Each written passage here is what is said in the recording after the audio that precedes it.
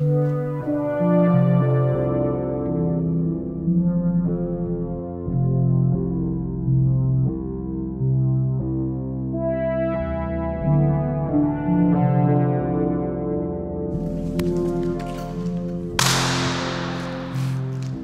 tohto projektu alebo tohto zadania sú naši kamaráti a oslovili nás tým, že mali v rámci ich rodinného domu nevyužívanú bazénovú halu, teda rodinného domu rodičov.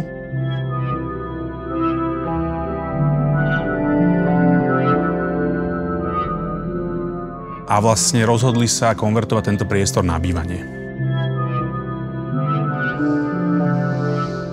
Bojovali sme tam hlavne asi s nedostatkom svetla, tým, že vlastne priestor je v podstate severne orientovaný, čiže vlastne to zásadné okno vlastne z obývačky je na severnú terasu do záhrady a ešte sme pod balkónom, čiže vlastne tá úloha bola dostať dovnútra čo najviac svetla.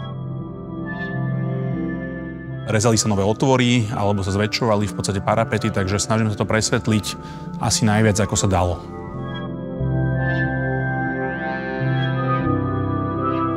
Celý ten interiér vlastne postaví na tom bazéne, ktorý tam bol.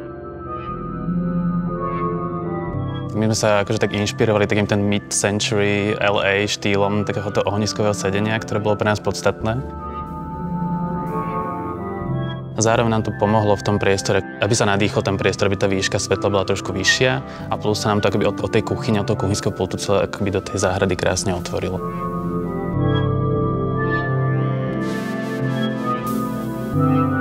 My sme sa pri tom návrhu alebo pri tom rozmýšľaní nad tým priestorom snažili vlastne vytvoriť relatívne utilitárne izby, ako detskú izbu a teda spálňu, ktoré sú schované za tú drevenou materiálovou stenou. A vlastne zbytok toho priestoru vlastne snažíme sa dedikovať tomu priestoru na život vlastne čo najväčšiu plochu. Všetky tie funkcie, ako je kuchyňa, jedáleň, obývačka, vstupný priestor sú vlastne rozdelené len takými akýby vloženými nábytkami. Čiže vlastne sú nejakým spôsobom vyčlenené, ale zároveň sú prepojené. Tá materialita alebo celého priestoru je veľmi striedna, taká základná, čiže nejaké aj svetlé tóny v kontexte orientácie, aby teda ten podklad bol neutrálny. A tá úloha bola akoby využiť nejakým spôsobom tú konštrukciu alebo konštrukčný prvok, veľký nosník so stĺpom, ktorý sme zámerne akoby nafarbili a vytvorili z neho taký akoby akcentujúci, dominantný prvok celého priestoru. Ono celkovo to zadanie bolo asi také dosť netradičné na nás.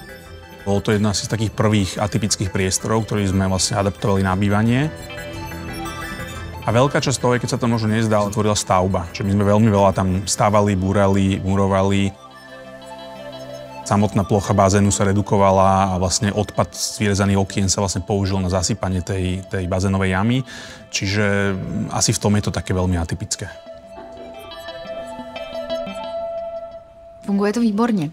My jsme si to vyzkoušeli a nikomu se nám nechtělo pryč, protože to dělá efekt pevných zád a vlastně je to opravdu příjemný, to rozvrstvení výškový prostoru. Funguje to velmi dobře a co je na tom skvělý je, že vlastně prostor, který vůbec nebyl využívaný, tak vlastně mu vrátili život a děti můžou žít s rodičema a je to dobrý.